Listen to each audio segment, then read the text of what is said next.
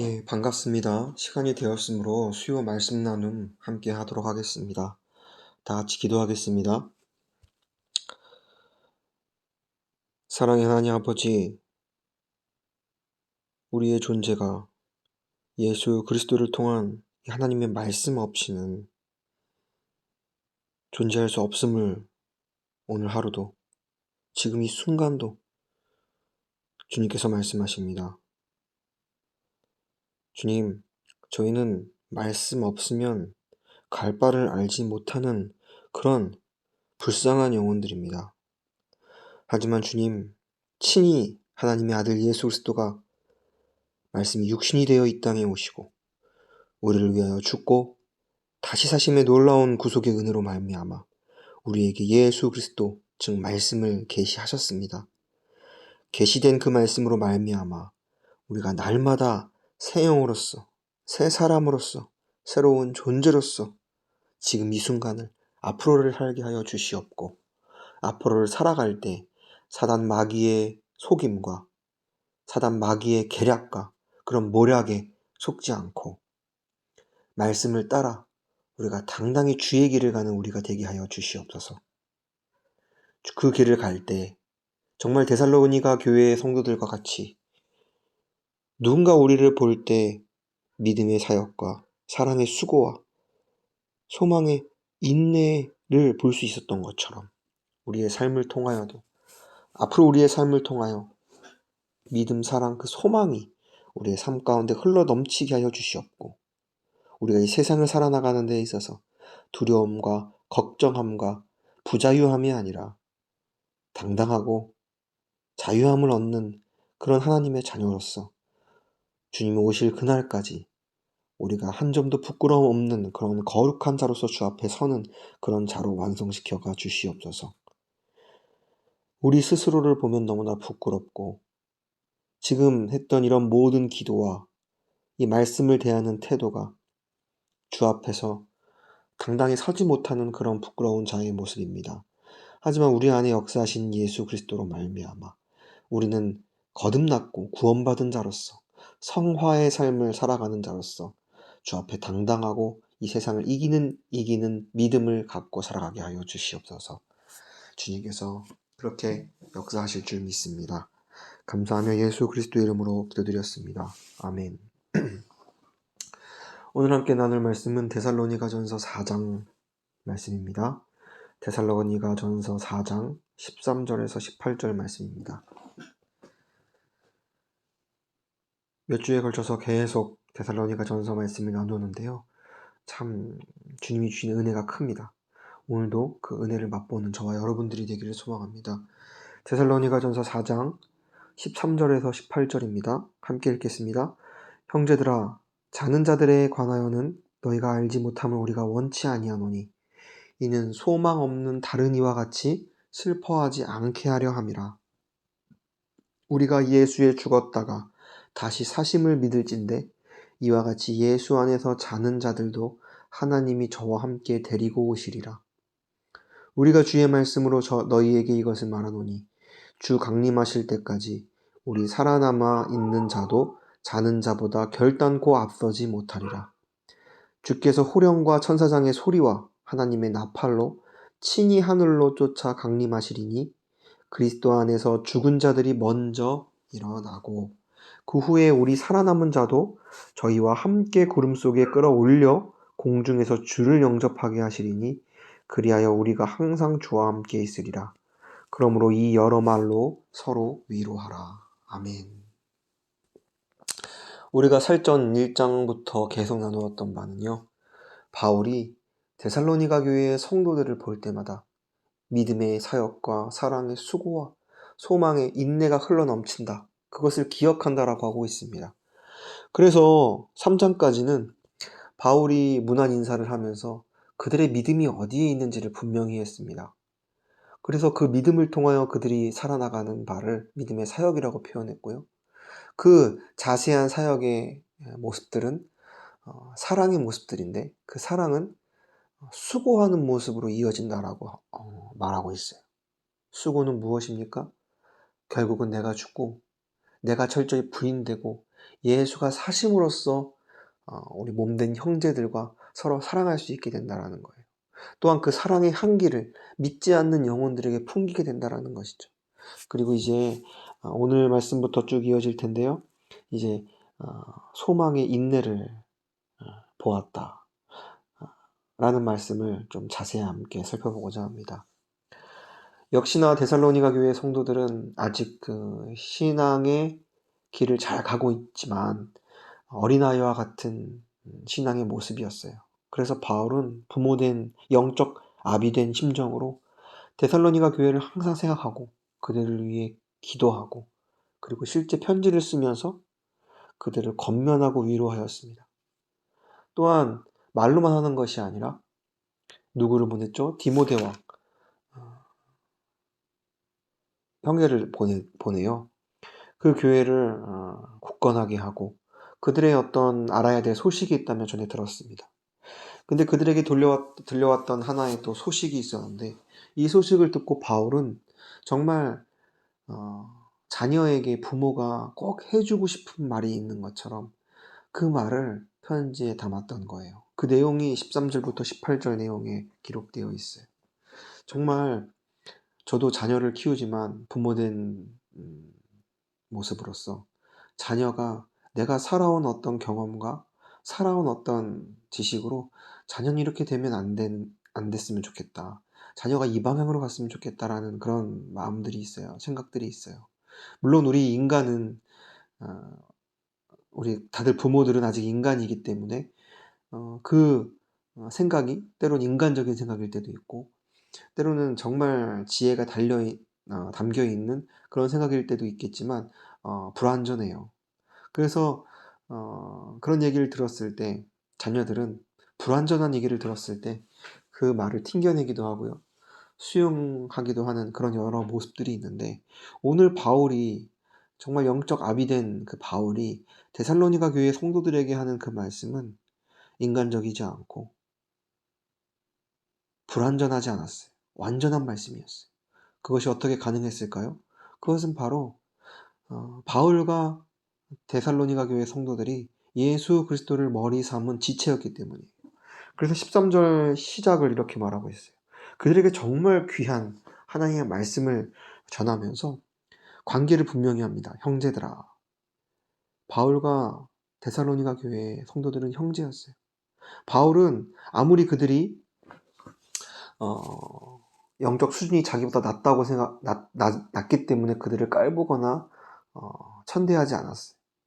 그들을 자기와 동등한 위치로서 정말 사랑하는 자에게 귀한 말을 들려주고 싶은 그런 부모의 마음처럼 바울은 대하고 말했던 거예요. 그 말에는 힘이 있었습니다. 그 말은 즉 진리였기 때문입니다. 저와 여러분도 우리 주위에 있는 우리에게 속한 정말 영적인 자녀들이 있다면 또한 실제 육에 속하지만 우리와 가까이 있는 그런 형제 자매들이 있다면 정말 우리가 지체로서 그들에게 꼭 필요한 말을 해줄 수 있는 그런 저와 여러분들이 되기를 원합니다. 그 말이 하나님이 성령 하나님을 통하여 역사하시는 말이라면 절대 듣는 이로 하여금 그 말이 불편하거나 거북하지 않아요. 감사함으로 기쁨으로 그 말을 받게 돼요. 그 말은 하나님의 말씀 진리이기 때문입니다. 저와 여러분도 바울처럼 그 말을 항상 전할 수 있는 위치가 되기를 원하고 또한 들을 수 있는 위치 또한 되기를 원합니다. 그러면 바울이 그 형제들에게 무엇을 말했냐면 그 형제들 중에 분명 주의 길을 잘 가고 있는데 종말의 때에 또한 죽음에 대하여 묵상하고 나누는 가운데서 하나님이 이 땅에 정말 신부를 찾아오는 신랑처럼 이 땅에 다시 재림하실 것을 분명히 알았어요. 그것은 그들에게 변함없는 또한 그들을 흔들 수 없는 그런 진리였습니다. 예수가 십자가에 죽고 다시 사시고 하늘로 승천하셨고 그리고 다시 오실 거라는 그 약속. 그 약속을 붙들며 나아가는 모습이 그리스도인들이요 데살로니가 교회 성도들이었습니다. 저와 여러분도 그 약속을 믿죠? 우리에겐 신앙의 근간이 되기도 해요. 그런데 그렇게 예수 그리스도의 재림을 기다리고 또한 소망하는 가운데서 누군가는 그 재림을 소망하며 살아있고요. 누군가는 그 예수 그리스도의 재림을 맞이하지 못하고 죽는 그런 상황을 바라보면서 교리적으로 흔들렸던 거예요. 우리가 예수 그리스도를 믿고 우리 안에 예수 그리스도의 생명이 허락되었다면 난 예수와 함께 죽고 부활한 그런 자다. 그런데 예수가 다시 오실 것을 우리가 봐야 되는데 어떤 이는 일찍 죽는다면 그는 어떻게 예수 그리스도를 맞이할 수 있으며 그럼 죽지 아니하는 자가 죽는 자보다 더 나은 신앙을 갖고 있기 때문에 그런 것인가? 라는 기초적인 의문과 물음을 가졌던 사람들도 있었고 이런 죽음과 이 종말의 때 우리의 어떤 마음과 믿음으로 살아감에 있어서 흔들렸던 거예요. 그래서 바울은 말해요. 자는 자들에 관하여는 너희가 알지 못함을 우리가 원치 아니하노니 이는 소망 없는 다른 이와 같이 슬퍼하지 않게 하려 함이라. 이 세상에는 두 명의 사람이 있어요. 한 명은 예수 그리스도를 구주로 영접하지 않은 그런 자들이에요. 한 명은요, 예수 그리스도를 구주로 영접하여 새 생명을 얻은 자들이 있어요. 우리는 그리스도인들과 비그리스도인들을 그렇게 나눕니다. 그런데 비그리스도인들은 우리가 예수로 말미암아 새 사람이 되었다는 사실을 알지 못해요.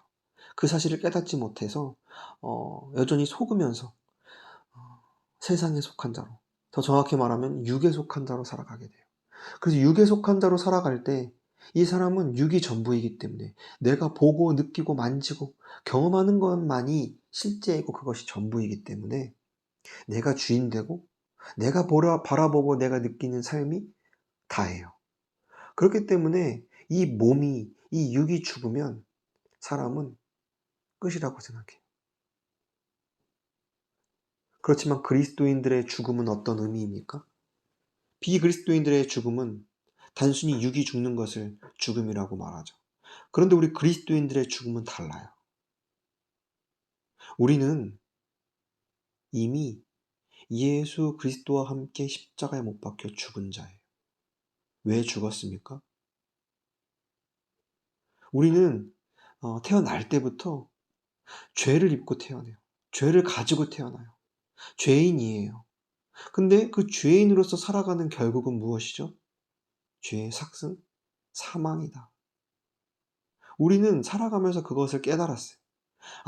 우리가 육이 죽는 것만이 참 죽음이 아니라 내가 죄 가운데 살아갈 때 그 결과는 진짜 죽음이고 그게 진짜 사망이구나. 그래서 죄인으로 살아가는데 내가 입은 말하고 코는 숨쉬고 눈은 보고 귀로는 듣고 있지만 내가 죽음과 사망을 경험하는 거예요. 첫사람 아담으로서 사는 삶의 사망을 주님께서 이미 경험케 하세요. 우리는 그것을 은혜라고 해요. 그리고 어찌할꼬 이 죄인, 죄와 사망 가운데 죽을 수밖에 없는 이 죄인 어찌할꼬 라는 탄식 가운데 예수가 우리를 만나주셨어요. 그래, 내가 그런 너와 함께 2000년 전에 죄인인 너를 입고 임주영을 입고 이 말씀을 듣는 여러분들을 입고 십자가에서 죽었다. 그때 너가 죽은 거다. 라고 우리는 분명하게 깨달고 알았어요. 그래서 우리의 죽음은 예수와 함께 십자가에 못 박혀 죽었음을 깨달았을 때 우리는 진짜 죽음의 의미를 깨달았어요.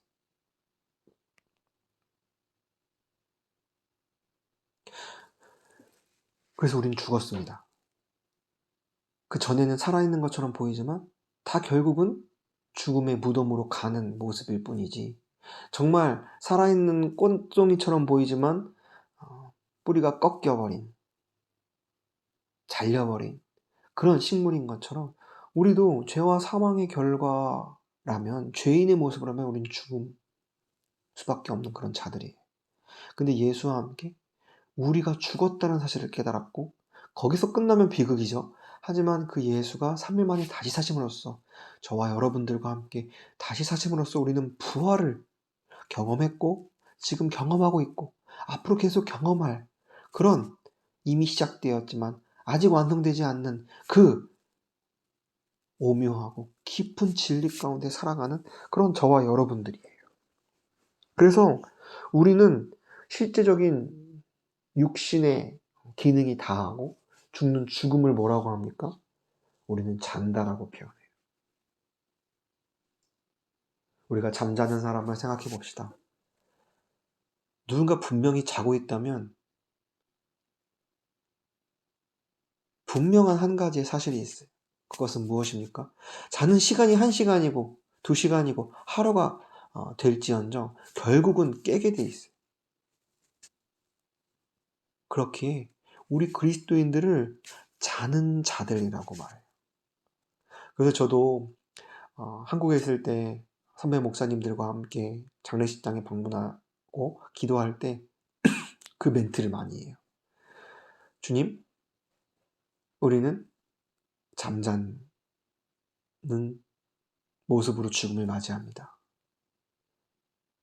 그리고 우리는 언젠가 예수 그리스도가 다시 오실 때 다시 우리는 깰 것입니다. 그리고 그분을 맞이할 것입니다. 이렇게 우리는 고백하고 기도해요. 그런 것처럼 바울도 데살로니가 교회 성도들에게 자는 자들에 관하여 너희가 알지 못하면 우리가 원치 않다. 너희가 분명히 알아야 된다. 우리는 자는 자들이다.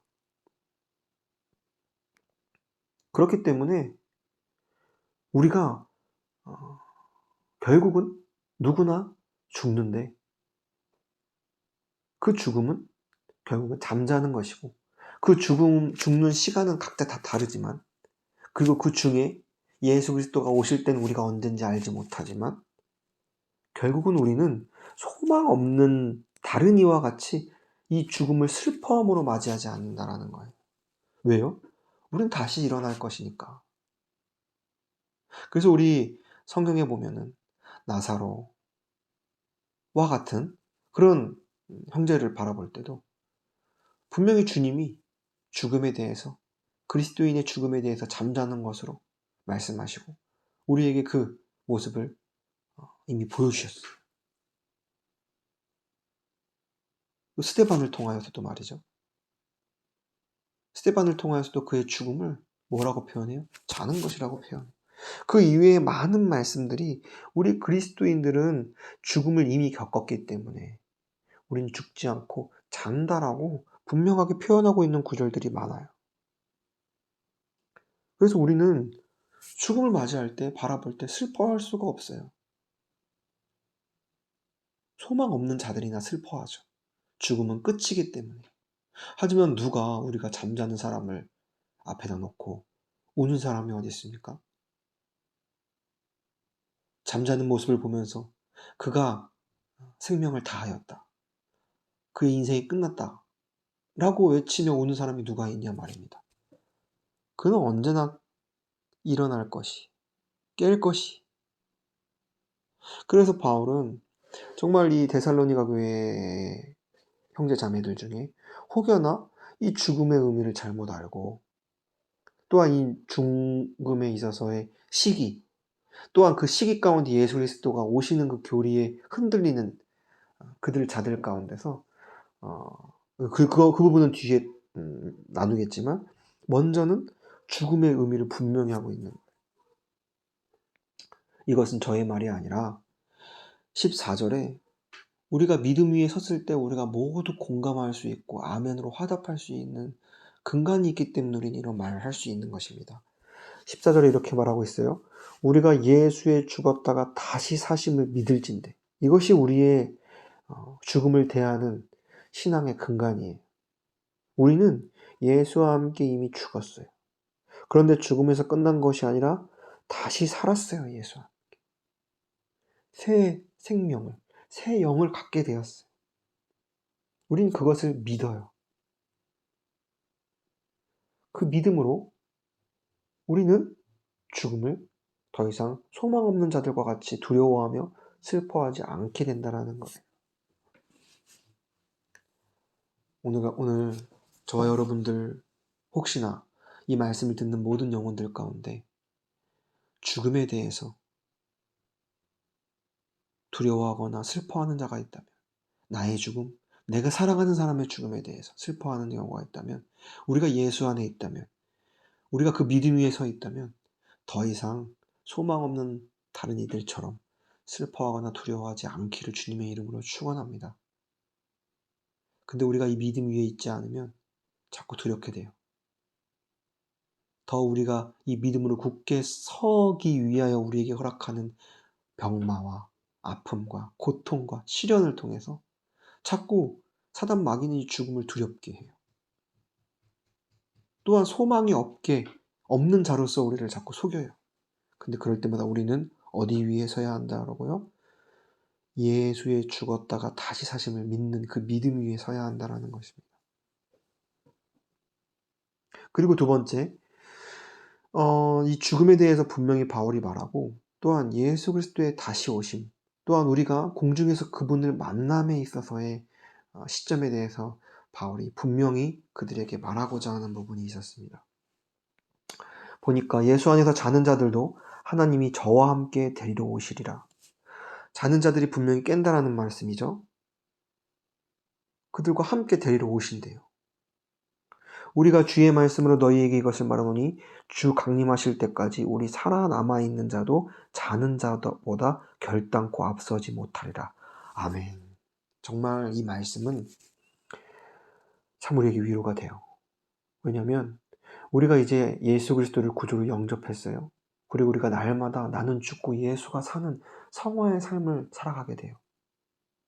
그래서 우리는 주 앞에서 정말 거룩하고 온전한 자로서 쓸 거예요. 주님이 그 일을 이미 시작하셨어요. 그런데 그 삶을 살다 보면 자꾸 내 안에 성화의 모습을 자꾸 내가 레벨링하여, 내가 자꾸 레벨링한다는 게 한국말 표현으로 급을 내세워 내가 많이 죽었어, 내가 앞으로 점점 죽어가, 이런 표현을 써요. 물론 우리가 그것을 표현할 때 맞는 말이죠. 하지만 그런 우리가 점점 죽어간다라는 표현을 통해서 사단 마귀가 이것을 또 걸고 우리를 자꾸 속이는 부분이 있어요. 그것은 무엇이에요? 우린 더 이상 율법에 매여 있는 자가 아니라 예수 그리스도의 보혈로 자유자가 되었어요. 내가 막 행하고 나의 의로, 나의 어떤 결과로 살아나가는 것이 아니라 내 안에 계신 예수 그리스도의 역사하심, 성령의 인도하심으로 우리는 살아나가는 자들이에요. 근데 자꾸 우리가 나 자신을, 또한 상대방을 판단하는 거예요. 저 사람은 덜 죽었어. 저 사람은 점점 죽어가고 있지 않아. 내가 저 사람보다 더 죽은 모습이야. 이것은 성경의 입장으로 바라볼 때 하나님은 그렇게 보실 수 있겠지만 우리 스스로 우리 자신을, 상대방을 판단할 수 있는 근거가 우리 가운데 없다라는 것이. 근데 여기 데살로니가 교회 성도들도 그랬던 것 같아요. 우리 살아남아 있는 자도 자는 자보다 결단코 앞서지 못하리라. 누군가는 생각했겠죠. 아니, 예수 그리스도가 다시 오심을 소망하고 우리가 살아나가는데 먼저 죽은 자들은 그러면은 예수 그리스도를 당장 못 만나기 때문에 그들보다 지금 살아있는 자들이 더 앞서는 거 아니야? 라는 궁금증이 있었다는 거예요. 궁금증을 넘어 거기에 자꾸 걸려 넘어지는 거예요. 그 안에는 무엇이 있습니까? 여기 보니까 15절 후반절에 앞선다라는 표현이 있어요. 내가 저 사람보다 죽고 부활의 모습이 더 앞섰어. 그것은 우리의 교만이라는 것. 그거는 정말 앞서는 것이 아니라 그것은 오히려 뒤로 후퇴하고 침륜에 빠지는 자의 모습이라는 것. 바울은 이 오늘 함께 읽은 본문 13절에 형제들아라고 그들을, 데살로니가 교인들을 접하고 대했어요. 그는 더 이상 상하관계에 있지 않았어요. 그는 수평관계에 있었어요. 예수 그리스도의 십자가를 중심으로 말이죠. 누가 누구를 앞서고 누가 누구보다 뒤처지고 그것을 판단하는 것이 우리 가운데 있다면 그것은 우리 안에 있는 성령으로 나온 것이 아니라는 것을 우리가 분명히 알기를 원합니다. 이 잣대가 이미 십자가 안에서 우리는 다 부러졌는데도 불구하고 이 잣대를 다시 내세우는 것은 다시 한번 우리가 우리의 신앙을 재검토해야 되는 부분이라고 생각해요. 우리 자신에게도 나는 신앙생활을 30-40년을 했는데 왜 이렇게 죽지 못할까? 거기까지는 우리가 우리 자신을 주 앞에서 회개함으로, 또한 주 앞에 고백함으로 나아가는 선한 모습일 수 있어요. 그런데 나는 이렇게 살아가다 휴가받지 못해, 들림받지 못해, 이거는 자꾸 죽음을, 부활을 나의 공로로 세우려는 모습이지 않나라는 생각을 우리는 해봐야 한다는 거예요. 왜냐면 그 결국은 뭐예요? 자꾸 내 자신을 질타하고 소망이 없어서요. 나는 왜 이렇게 죽음의 모습이, 부활의 모습이 없을까? 나는 왜 그럴까? 자꾸 나를 바라보는 모습이라는 것이죠. 이렇게 해서 내가 들림받을 수 있을까? 내가 공중에서 예수 그리스도를 만날 수 있을까? 그것은 사단이 주는 생각이라는 것이죠. 그럼 우리가 그런 생각 가운데서 어떻게 가야 하냐? 우리는 그 상황 가운데서 14절 초반부에 말하는 우리의 발판, 그 믿음 위에 우리는 더 다가가야 해요. 나는 예수와 함께 죽었지. 그리고 살았지. 그것을 믿는 믿음으로 우리가 살아나갈 때 우리는 점점 그 예수 그리스도를 만날 수 있는 준비된 백성으로서의 삶을 살아가게 된다는 것이죠. 거기로 가야지 자꾸 나 자신을 바라보고, 여기 데살로니가 교회 성도들처럼 15절 후반부에 그들의 말처럼 우리가 살아남아 있는 자도 자는 자보다 우리가 더 앞서는 거 아니야? 그때 바울은 말하죠. 앞서지 못한다. 누군가 앞서는 것이 아니다. 그리고 오히려 반대로 말해요. 주께서 호령과 천사장의 소리와 하나님의 나팔로 친히 하늘로 쫓아 강림하시리니 그리스도 안에서 죽은 자들이 먼저 일어날 것이다. 그 후에 우리 살아남은 자도 저희와 함께 구름 속으로 끌려올려 공중에서 주를 영접하게 하시리니 그리하여 우리가 항상 주와 함께 있으리라. 우리는 성화의 단계를 우리 스스로 정하여 내 자신을 옥죄고 상대방을 판단 정죄하는 것이 아니라 우리는 그냥 나 자신이 매일 매 순간 시, 분, 초 그 믿음 위에 서는 것으로 나아가면 돼요. 그것은 무엇입니까? 예수 그리스도의 죽음과 부활 위에 서는 거예요. 날마다. 그거밖에 없어요. 우리는. 그렇게 살다 보면 우리가 죽었어요. 그렇게 살다가. 그러면 자는 자라고 표현했죠. 자다 깰 것이에요. 그리고 예수와 함께 그리스도 안에서 죽은 자들이 먼저 일어나고 그 후에 살아남은 자들과 함께 저희와 함께 구름 속으로 끌려올려 공중에서 다시 오실 예수 그리스도 신랑을 맞이하게 된다는 거예요. 우리가 항상 그리고 주와 함께 있게 된대요. 우리가 그 믿음 위에 설 때 이 말이 우리에게 어떻게 다가오냐면, 전에는 제가 말했던 믿음 위에 서 있지 않고 자꾸 나를 바라보고 내가 죽지 않고 내가 부활의 모습이 아니고 자꾸 나를 바라보면은 우리가 소망이 없는 자처럼 슬퍼하고 걱정하게 돼요. 낙담하게 돼요. 그런데 우리가 믿음 위에 굳건히 설 때, 난 예수와 함께 죽고 다시 살았어. 이미 살았다고 고백하고 예수가 나와 함께 있음을 경험한 자들은 과거도 현재도 앞으로도 주님이 더 분명하게 다시 오심을 통해서 함께 있다는 걸 더 우리의 삶 가운데 계시하실 것이지만, 우리는 날마다 믿음을 설 때 그것을, 예수 그리스도의 다시 오심을, 이미 오셨음을 날마다 경험하게 되는 거예요. 그래서 우리는 걱정함이 없어요. 믿음 위에 서면 예수가 우리와 함께하는 것이기 때문에. 그리고 예수 그리스도가 다시 오실 때 자다 깨서 그분을 더 분명하게 볼 것이, 우리 얼굴에 가려져 있던 수건이 점점 거쳐져 더 분명하게 그를 볼 것이. 그래서 이 말씀으로 말미암아 이 말씀이 데살로니가 교인들한테 잣대가 되어서, 너희들 죽음과 부활의 삶 살지 않아? 너희들 이렇게 살다가 예수 못 만나. 예수와 함께 못 만나, 들림 못 받아, 휴가 못 해 이렇게 두려움을 주었습니까? 아니에요. 우리가 예수의 죽었다가 다시 사심을 믿을진대. 그것만 말했어요. 그리고 누구를 앞서가고 죽은 자보다 산 자가 앞서고 그런 거 아니다.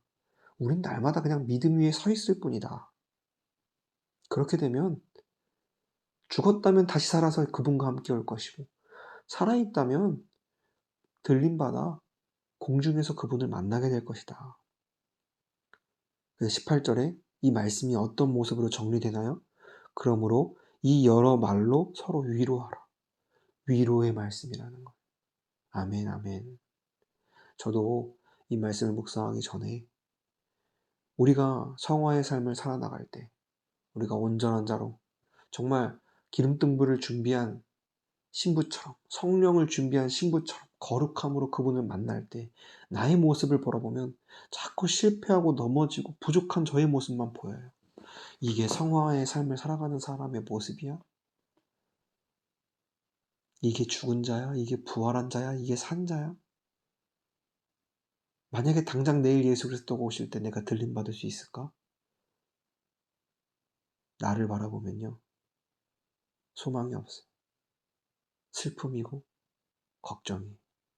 그런데 나를 바라보는 것이 아니라 예수의 죽었다가 다시 사심을 믿는 그 믿음 위에 설 때 말씀이 나를 위로해요. 위로로 말미암아 주변의 사람들을 위로할 수 있어요. 믿음 위에만 서십시오. 저와 여러분들이 오늘 이 말씀을 통하여 오늘도 내일도 날마다 우리가 주어진 상황과 환경 가운데서 예수의 죽음과 다시 사심을 믿는 믿음 위에 날마다 서기를 원하고 그 믿음 위에 설 때 우리는 더 이상 소망 없는 자가 아니라 소망이 있는 자로서 슬퍼하는 자가 아니라 기뻐하는 자로서 주 앞에 나아가고 그가 오실 날을 기대하고 기다리는 고대하는 저와 여러분들이 될 줄 믿습니다. 기도하겠습니다. 사랑의 하나님 아버지, 정말 오늘 마지막 때를 살아가는 우리의 삶 가운데서 중요한 말씀을 함께 묵상하였습니다.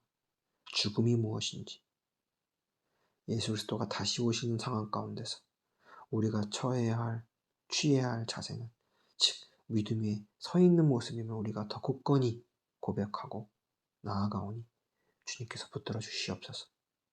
주님께서 그 길 가게 하셨고 그 길이 완성된 길로서 우리가 나아갈 때 우리의 삶 가운데 참 소망을 있게 하시고 소망이 있게 하시고 그 소망을 나만 품는 것이 아니라 주변에 있는 자들에게 전하고 소망을 품게 하는 자로서 살아나가게 하여 주시옵소서.